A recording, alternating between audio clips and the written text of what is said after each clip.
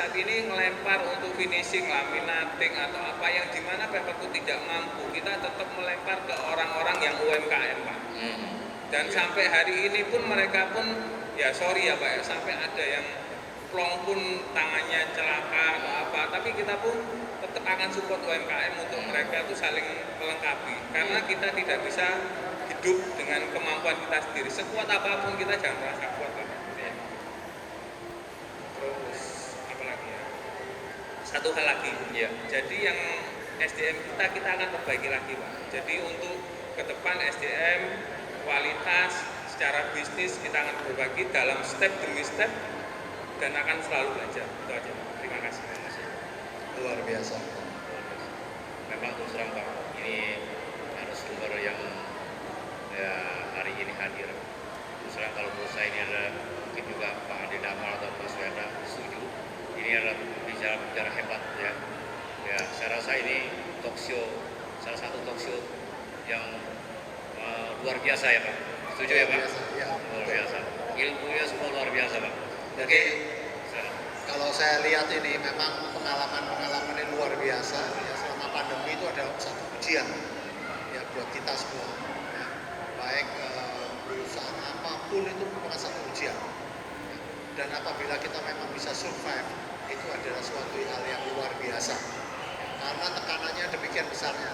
Hampir dibilang bahwa mobilitas manusia dan segala macam aktivitasnya itu berhenti. Ya, dan ini memang yang paling memukul ya, terutama kalau saya lihat tadi itu adalah segi finansial ya, bahwa perusahaan itu harus menanggung kerugian finansial yang cukup besar. Kan tidak mungkin tuh karyawan nggak digaji atau gimana itu ya, kan tidak mungkin ya. Jadi itu sesuatu yang betul-betul challenge atau tantangan ya. Kalau kita punya cash reserve itu luar biasa besar ya, nggak pikir ya. Tapi kalau cash reserve kita itu pas-pasan saja, ini yang mendapatkan satu ujian bagaimana kita memanage bisnis kita dengan mengatur keuangan kita. Ya. Jadi luar biasa, saya sangat kagum dengan bapak-bapak semua di sini. Malah selain menciptakan suatu peluang bisnis yang baru, juga mendapatkan satu keuntungan yang bagus untuk menutupi, dan kita harapkan nih masalah selesai pandemi ini ya bisnis kita kembali seperti semula plus yang berkembang sekarang ini ya. Jadi otomatis kalau kita bisa bertahan ini sampai selesai, kita punya bisnis semakin besar ya, itu kita harus amini itu ya. Silakan Pak. Oke. Terima kasih Pak Rudi. Kalau dari barisan sendiri Pak Sui, kiat-kiat atau strategi apa Pak yang dijalankan ya dalam melewati masa-masa sulit ya pada saat pandemi? Silakan Pak. Tes. Baik, terima kasih Pak Jeffrey. Kalau saya, mohon maaf sekali, kalau teknis saya sebenarnya tidak terlalu banyak menguasai, tapi kembali saya bahas divisi. Ya, sebenarnya ada 3 hal mendasar yang saya buat di awal membangun bisnis ini, bagaimana kita tetap bertumbuh, dan itu masih tetap saya pakai pada saat melewati masa-masa susah di era pandemi. Prinsip yang pertama yang tadi saya bilang collective mind, yaitu adalah persamaan doa. Dulu saya berpikir, karena saya pernah kerja di beberapa perusahaan orang, susahnya dalam dunia bisnis itu adalah doa antara owner dan doa antara karyawan seringkali bertolak belakang. Saya pernah kerja sama orang, di saat order itu ramai, biasanya ownernya happy, karyawannya sedih. Ya, begitupun dengan sebaliknya, di saat ordernya sepi, biasanya ownernya yang sedih, karyawannya yang happy. Ya, jadi di awal saya membangun bisnis Balistar, ini yang saya sinergikan dulu. Bagaimana doa kita sama, karena apapun agama kita, saya meyakini bahwa doa itu vibrasi dan energinya luar biasa. Maka di awal 11 tahun yang lalu saya membangun Balistar, saya buat konsep yang sedikit different, yaitu semua lini di tempat saya, dari lini paling bawah yaitu tukang las, danggap, ya, tim, kepala cabang, kontrol area dan manajer, itu tidak ada penghasilan gaji tetap di tempat saya. Semua adalah gaji proporsi. Jadi kalau karyawan itu gajinya adalah persentase dari omset, dan kalau level leader, kepala cabang ke atas, persentasenya dari profit. Sehingga turunan dari ini apa hal positif yang saya rasakan adalah doanya jadi sama, doa kita sinergi. Jadi dari lini paling bawah sampai lini paling atas, mereka akan berdoa yang terbaik untuk perusahaan ini.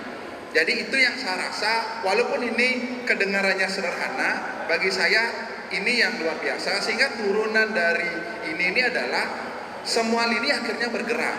Ya, di saat kondisi pandemi susah dan lain sebagainya, kepala cabang akhirnya bisa bergerak, tim akhirnya bisa bergerak maksimal. Karena bagi saya, asal semua orang dalam hierarki organisasi bisnis kita bisa bermindset owner atau punya owner mindset, mereka tidak perlu diajari kerja. Mereka akan bisa menampilkan versi terbaiknya. Jadi itu prinsip pertama yang saya pegang, yang saya tadi tuliskan di bagian visi, yaitu collective mind. Bagian yang kedua adalah bagaimana kita membuat di perusahaan itu semakin banyak variabel yang bisa kita angkakan. Jadi di era saya membangun bisnis Balistar, dari waktu ke waktu saya berusaha untuk membuat variabel-variabel yang bisa diangkakan. Ya, sehingga secara bertahap saya mulai bangun sistem di mana omset itu bisa real time kita ukur. Ya, jadi walaupun hari ini saya di Surabaya, saya bisa monitor ke 13 cabang. Saya di cabang A misalnya produksi outdoor dari tanggal 1 sampai per real time sekarang ini sudah berapa meter, produksi A3 udah berapa meter, ya, waste value-nya per tanggal 1 sampai sekarang berapa persen di masing-masing cabang. Habis itu dari 195 karyawan terajin nomor 160 berapa, ya, dan lain sebagainya. Sehingga dengan mengangkakan proses kita lebih gampang. Jadi kita nggak perlu incas dalam bisnis, nggak perlu melihat, kita bisa monitoring. Karena saya pernah belajar satu case dari Jarum, ya kebetulan Jarum itu salah satu corporate kita di daerah di Bali. Saya pernah tanya ke Jarum, saya kebetulan pengagum Jarum ya. Jadi saya sering cerita-cerita ke kepala cabangnya, bos, Pak Budi Ortono sering ke Bali nggak? Dia bilang, oh sering. Pernah mampir ke kantor ini nggak? Kayaknya dia nggak tahu kantor ini, ya gitu loh.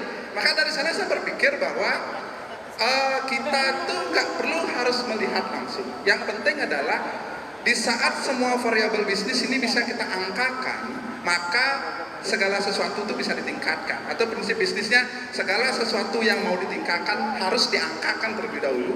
Segala sesuatu yang nggak bisa diangkakan tidak bisa kita tingkatkan. Itu prinsip saya yang kedua. Ya. Habis itu prinsip saya yang ketiga sama kayak Pak Hermawan bilang, saya sebenarnya cuma yang berbeda itu adalah kalau Pak Hermawan dan beberapa narasumber yang luar biasa ini kan sebenarnya orang-orang yang sangat qualified dalam bisnis ini. Kalau saya, jujur saya tipikal orang yang nggak bisa mencipta sesuatu. Ya, makanya saya sering kali membangun bisnis itu kalau sebagai perintis saya gagal, Pak. Saya lebih nyaman sebagai perebut pasar ketimbang pencipta pasar. Ya, makanya dengan kultur kita sebagai perebut pasar, minimal saya bisa monitoring, kayak seperti yang bilang Pak Rahmat tadi adalah segmen-segmen mana yang naik, segmen-segmen mana yang turun. Segmen-segmen naik kalau sudah bisa diangkakan, kita bisa ambil decision secara lebih tepat. Ya. Overall, terkait dengan pasca pandemi ini ada dua hal yang saya syukuri, Pak. Yang pertama, saya melihat fenomena di Bali, printing-printing yang gugur itu adalah printing-printing yang kakinya cuma satu. Ada printing-printing yang segmen bisnisnya hanya cover pariwisata. Saya sangat beruntung bahwa konsep bisnis di Balistar dari awal itu abu-abu. Jadi saya broker handle, habis itu end user handle, corporate handle, corporate pariwisata handle, pemerintahan handle. Dengan kebiasaan kita yang bermain di banyak kaki, sehingga kita terbiasa untuk beradaptasi. Di saat Bali dihajar pada saat pandemi segmen pariwisata babak belur, kita lebih cepat beradaptasi untuk menggeser segmen, menggarap segmen-segmen korporat non pariwisata. Jadi itu yang saya syukuri yang pertama. Yang kedua, saya mensyukuri bahwa dari awal prinsip bisnis saya sederhana, karena mohon maaf saya bukan orang pebisnis ya, saya terlahir bapak saya petani ya, dan saya juga bukan orang yang terlahir di secara akademis bisnis. Cuma prinsip saya dari awal membangun bisnis itu sederhana begini.